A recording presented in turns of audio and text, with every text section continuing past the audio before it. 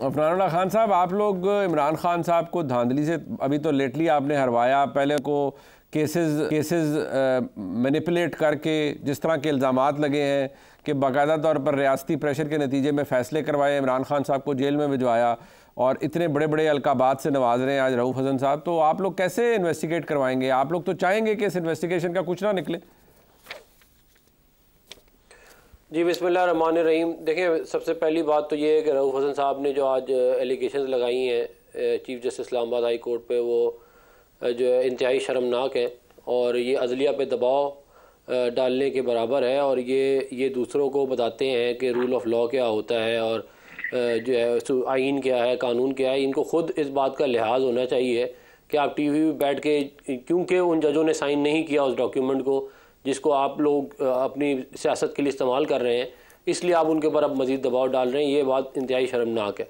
अब जहाँ तक बात रह गई कि बेनिफिशरी होने की, देखें बात यह है कि हमारी हुकूमत को आए हुए तो अभी चंद हफ्ते ही हुए हैं, तो चंद हफ्ते के जो हैं हम जिम्मेदार हैं, उससे पहले 6 महीने के हम जिम्मेदार नहीं हैं उस पर जो भी होता रहा है। अच्छा, तो उसका हम पे अगर डालना जो है वो मेरा ख्याल है कि गलत बात होगी।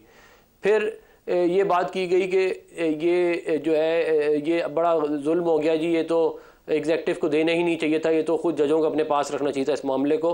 भाई आप जाके पाकिस्तान कमीशंस एक्ट 2016 पढ़ लें, उसके अंदर वाज़ेह तौर पे लिखा हुआ है कि वफाकी हुकूमत के पास ये अथॉरिटी है कि वो कमीशन बना सकती है जिसके पास एक हाई कोर्ट के बराबर पावर होगी। वो पुलिस को इंगेज कर सकता है इन्वेस्टिगेशन कराने के लिए और वो जो है किसी को समन कर सकता है किसी भी किस्म के एविडेंस कलेक्शन के लिए या विटनेस के।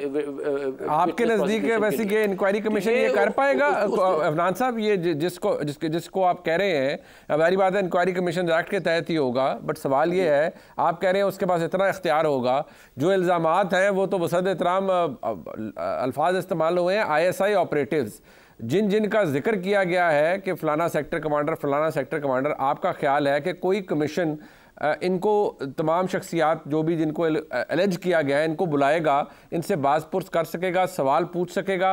इतना इख्तियार आपके बनाए हुए उस कमीशन के पास होगा?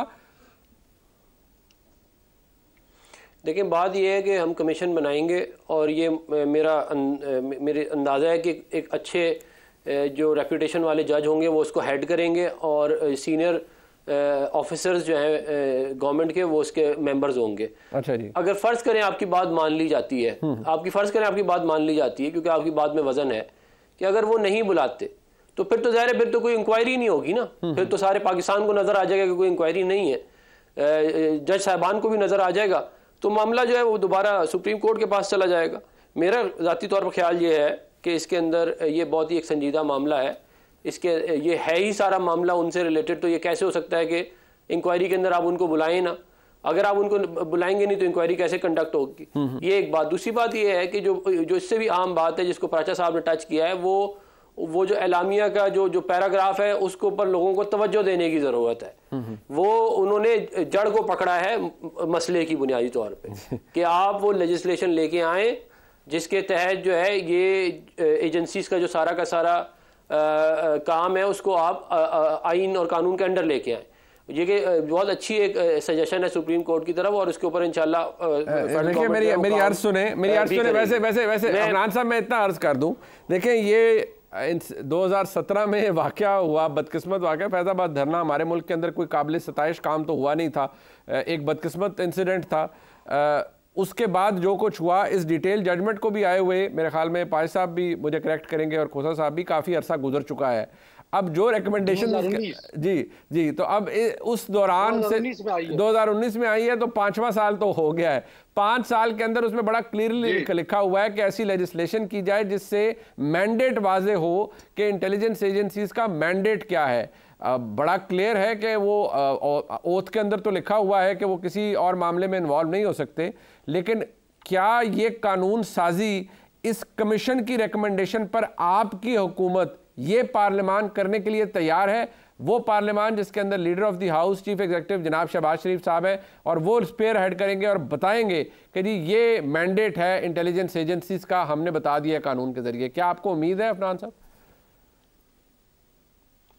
देखिए, इंसान को उम्मीद तो अच्छी ही रखनी चाहिए। अगर ये काम होगा तो बहुत अच्छा काम होगा, और मैं उम्मीद करता हूं कि सब आप लोग खुश होंगे।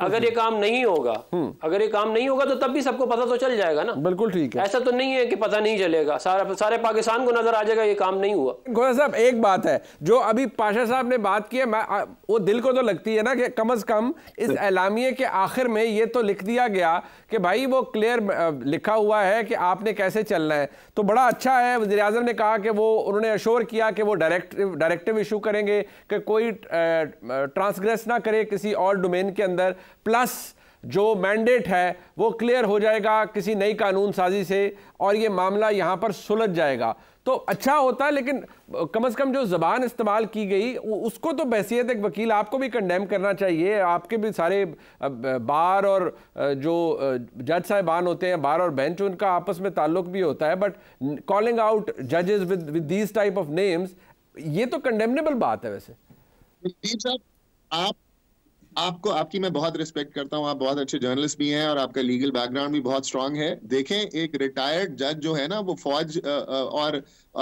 इदारों और सरकार के पीछे दुम हिलाता हुआ फिर रहा होता है कि उसको नौकरी मिल जाए, कभी कहीं इलेक्शन कमीशन का चीफ लग जाए या कभी कहीं और कहीं लग जाए, तो ये तो सरकार के पीछे भाग रहा होता है रिटायर्ड जज। उसकी क्या बेचारे की हिम्मत होती है कि वो सरकार के खिलाफ फैसले दे। आप माजी में देख चुके हैं, हम बहुत रिस्पेक्ट करते हैं जजेस की, मगर यही सिस्टम का बेड़ा गर्क इन्हीं वजूहात से हुआ हुआ है और इसके इफेक्टिव सारी पॉलिटिकल पार्टीज हैं। ये सेनेटर साहब बहुत अच्छी बात करते हैं, कमीशन ऑफ इंक्वायरीज एक्ट बिल्कुल है 2017 का, मगर judiciary is a pillar of the state along with the lawyers. ये कॉन्स्टिट्यूशन रेगुलेट करती है सर हमें, और हमें आप जजेस जो हैं वो सरकार भी इंसाफ के लिए जजेस के पास जाती है। राइट।